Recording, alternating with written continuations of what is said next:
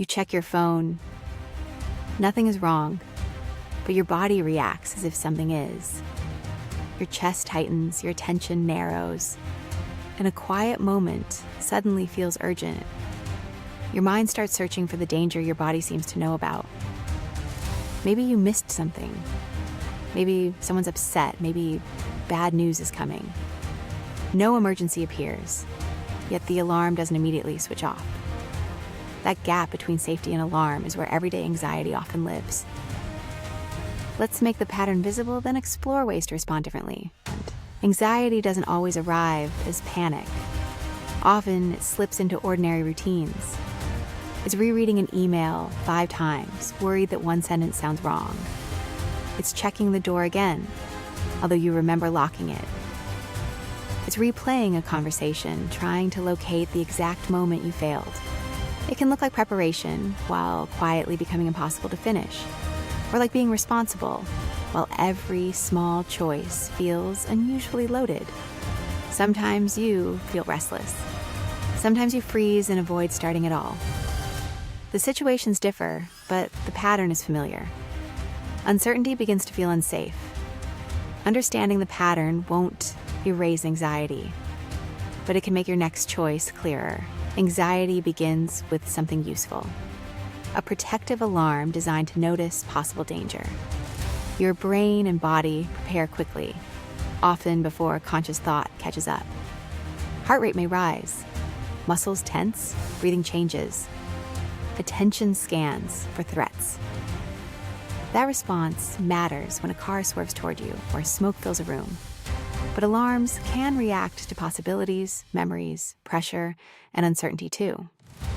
A message from your boss can trigger the same system without immediate physical danger. So can a strange sensation, a crowded place, or tomorrow's unfinished task. The body isn't being ridiculous. It's making a fast prediction with limited information. The trouble begins when every alarm is treated as proof that danger is present. A racing heart can become, something is seriously wrong with me. A blank mind can become, I'm going to embarrass myself. One worried thought sparks a sensation, and that sensation seems to confirm the thought. Attention narrows further, so neutral details become harder to notice. Meanwhile, the brain remembers the intensity more easily than the uneventful ending.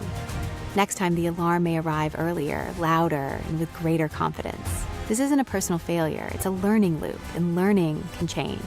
Now the cycle adds behavior, what you do to feel safe right away. You might cancel the plan, avoid the call, or leave before discomfort peaks. Relief arrives, and for a moment, avoidance feels like the perfect solution.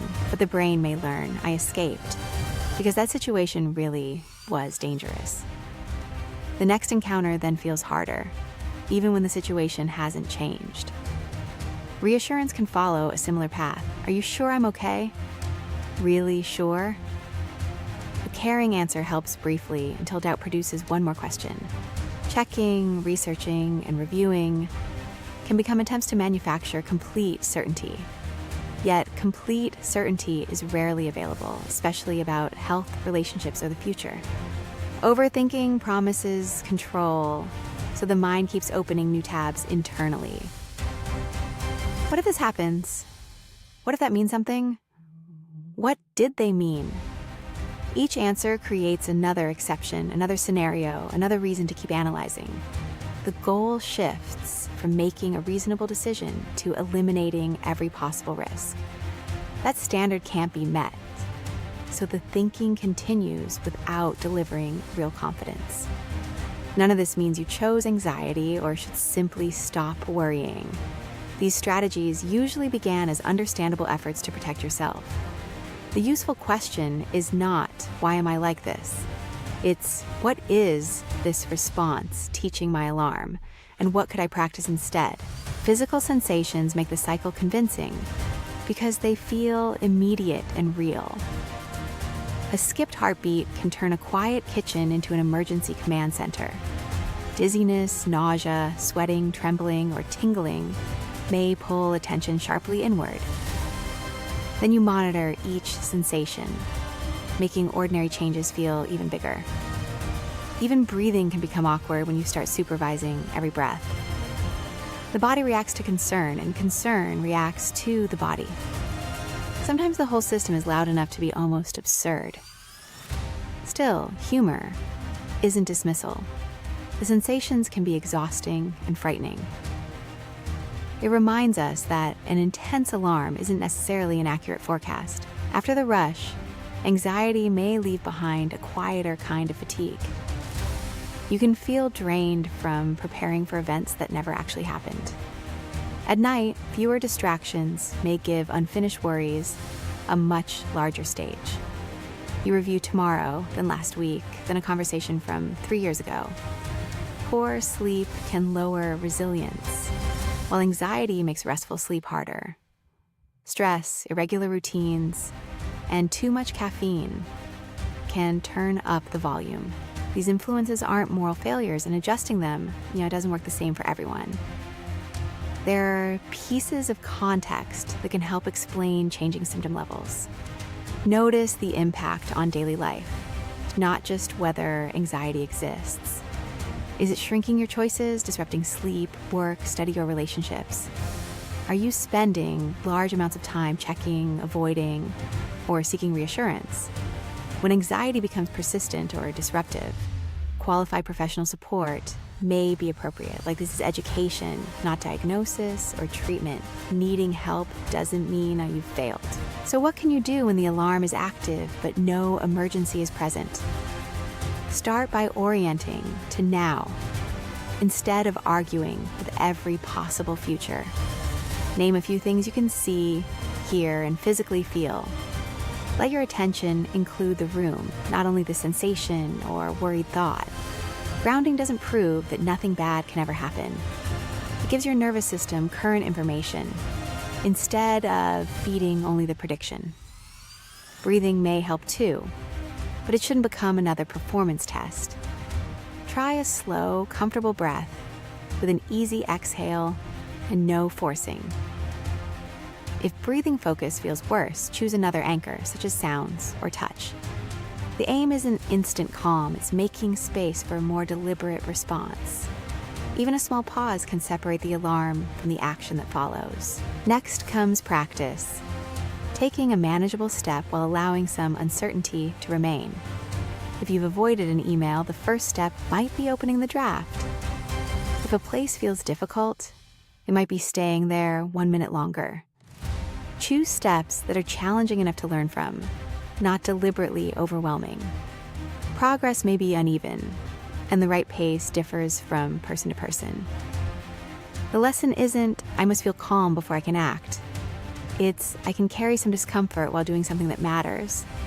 Reduce reassurance gradually where it's safe, not through perfect independence overnight.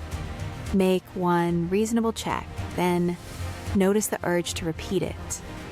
For overthinking, choose a decision point, then return to the next concrete action. A steadier routine can reduce the number of alarms competing for attention. Protect sleep where possible, eat regularly, and notice how caffeine affects your body. These basics support capacity. They aren't substitutes for care when care is needed. A therapist or qualified professional can help tailor strategies to your situation. They can assess symptoms that are intense, persistent, or difficult to understand. You needn't wait for a crisis before asking what support could help. With practice, the phone can ring and still be only a phone. A sensation can be uncomfortable without becoming the entire story. A worried thought can be present without automatically making the next decision. The alarm may still sound sometimes. Success isn't measured by perfect silence. It's measured in choices returned, moments stayed, and attention brought back to life. Some days will be easier, and that doesn't erase what you've learned. Keep the steps small enough to repeat and meaningful enough to matter. We've put the key ideas from this video into a free guide linked below. Use what fits, leave what doesn't, and seek support when anxiety keeps interfering.